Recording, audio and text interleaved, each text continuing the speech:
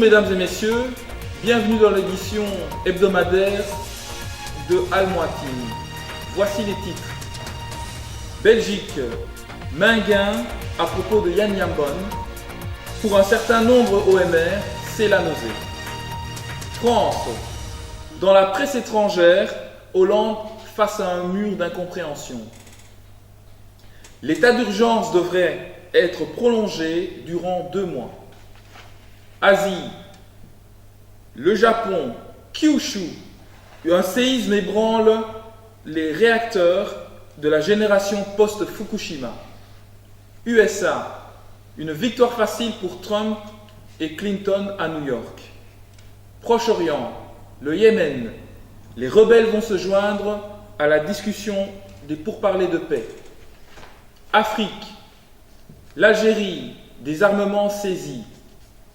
Tunisie, la situation tendue sur l'île Kerkenan après une nuit de heurts. Sport, Euro 2016, les hôteliers protestent contre un partenaire de l'UEFA.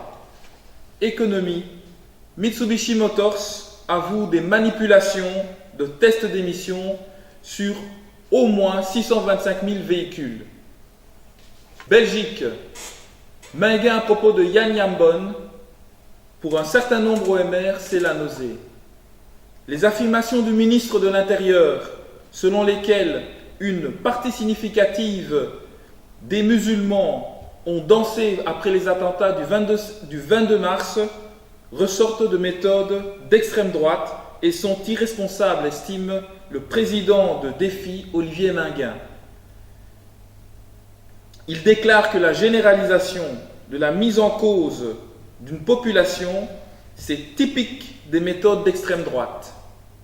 La NVA croit peut-être pouvoir garder ainsi son électorat qui file vers le belingue, mais elle ne fait que renforcer ce parti sur ces thèmes-là. Le belingue est plus fort. Le fait que ce discours soit tenu par le ministre de l'Intérieur et vice-ministre de la NVA pose un problème de crédibilité de tout le gouvernement. Pour Olivier Maingain, le MR est totalement otage de la NVA.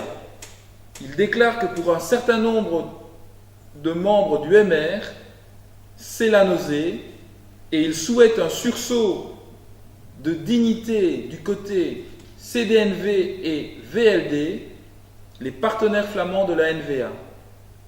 Eux seuls pourront, dit-il, dire stop à un moment donné. France. Dans la presse étrangère, Hollande face à un mur d'incompréhension. La prestation télévisée du 14 avril de François Hollande face aux Français laisse la presse étrangère songeuse. Combatif pour les uns, assiégé pour les autres, le chef de l'État semble toujours aussi peu audible. L'état d'urgence devrait être prolongé de 2 mois en France. L'état d'urgence instauré en France depuis le 13 novembre, où Paris et Saint-Denis ont été frappés par des attentats terroristes, va être prolongé. Le gouvernement propose une prolongation de l'état d'urgence pour 2 mois supplémentaires à partir de la fin du mois de mai. Dans le but de couvrir la durée de l'Euro de foot 2016, qui se déroulera en France du 10 juin au 10 juillet, a annoncé le Premier ministre Emmanuel Valls. Asie.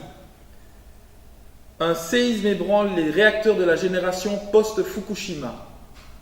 Un tremblement de terre a frappé l'île de Kyushu le 14 avril dernier, faisant plusieurs morts et 900 blessés.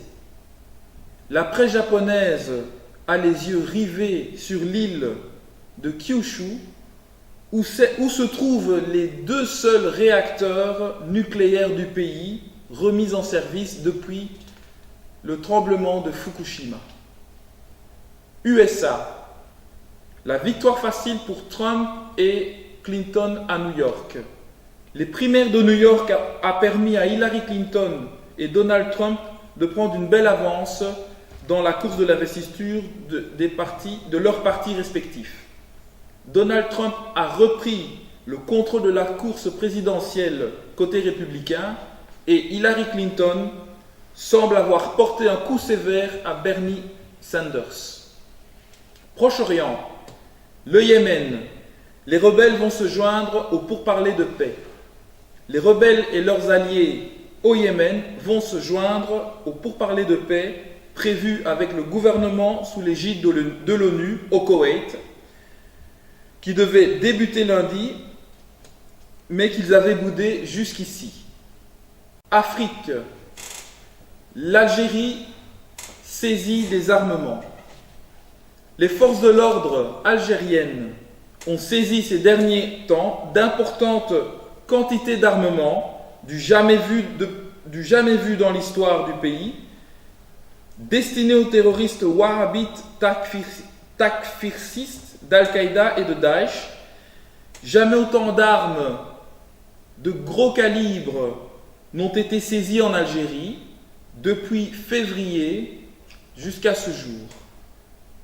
Elles sont le signe d'une nouvelle stratégie des groupes terroristes pour s'installer dans la région.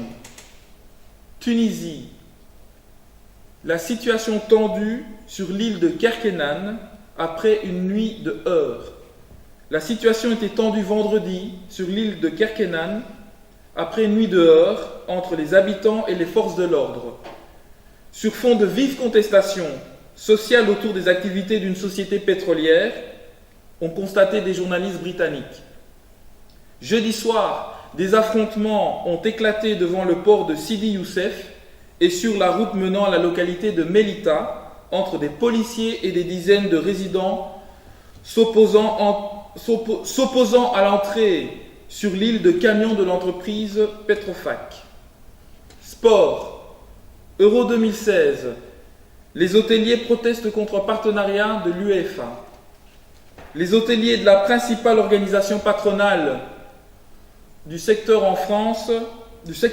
hôtelier en France, l'UMIH et la GNC, appellent leurs adhérents à boycotter le versement de la taxe de séjour pendant l'Euro 2016, afin de protester contre le partenariat entre l'UEFA et une plateforme de location de vacances.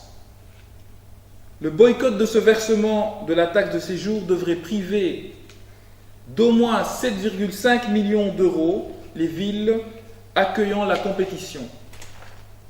Économie.